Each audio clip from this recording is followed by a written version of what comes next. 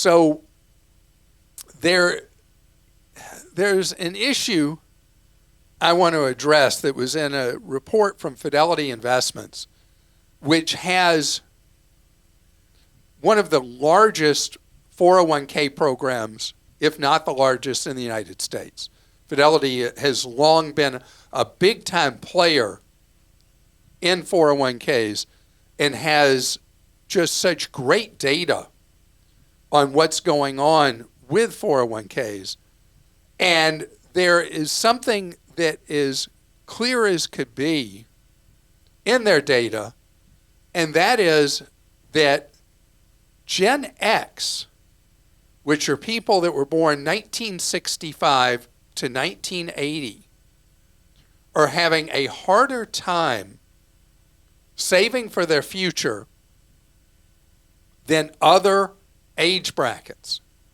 Particularly, interestingly enough, people born as millennials or Gen Zers, they're in a different situation.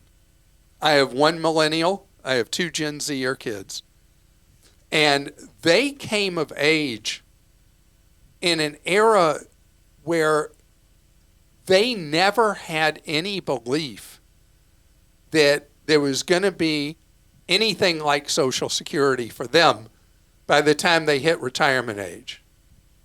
And that pessimism that they were on their own has led people in my kids' generations, the two that they're in, to be much better savers for retirement from a younger age than was true of the baby boomers and the Gen Xers.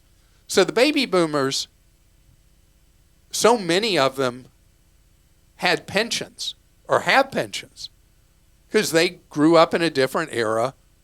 Many of them worked for one company for a really long time or an entire working lifetime and graduated from there, from work, with a pension. Today, almost nobody has a pension. And there's this difference in expectations of people, especially who were teenagers during the Great Recession, when they saw either one or both parents lose jobs. Many suffered the trauma of the family home being foreclosed on. I remember my oldest daughter was in college during the Great Recession, and a lot of her friends had to drop out of college because one or both parents had lost their jobs. And they were just gone. And let me tell you, that made an impression on Rebecca, seeing what happened to other kids.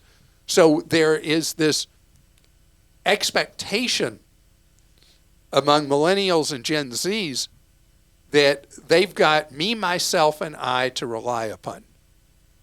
And the language of 401k, Roth IRA, is stuff that they know about even as teenagers, and if not as teenagers, early 20s. Gen Xers, on the other hand, grew up in a period that was kind of neither here nor there. And so there was never any talk about, well, you gotta start saving young, and you gotta save in this, you gotta save in that. And so they were late learners. And think about the ages, mid-40s to nearly 60 years old. And so they're at a stage in Gen X that there's not enough money saved, not enough money invested for retirement.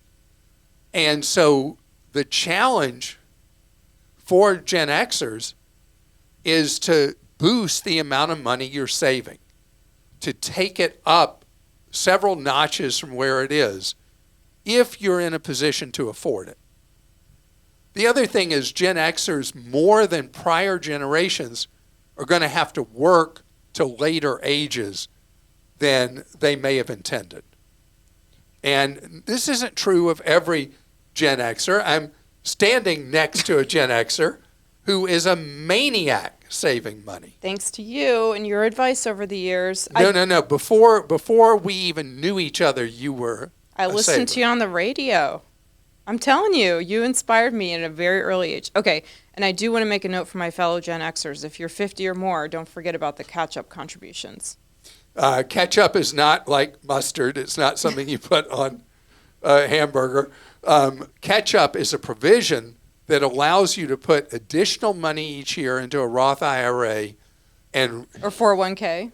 But it's huge additional money in a 401k. Right. It's a little additional contribution to a Roth, but big for a 401k, either Roth version or traditional.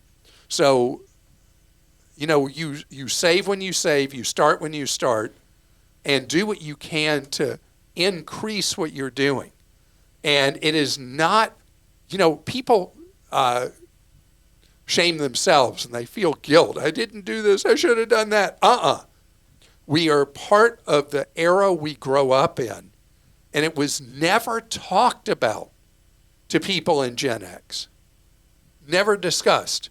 As far as how much additional, it's $7,500 a year. In the 401k, it's $1,000 a year. $1,000, right? In the Roth, I believe so. Roth IRA. So, catch-up is your friend.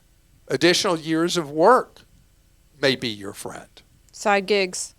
Side gigs could be your friend.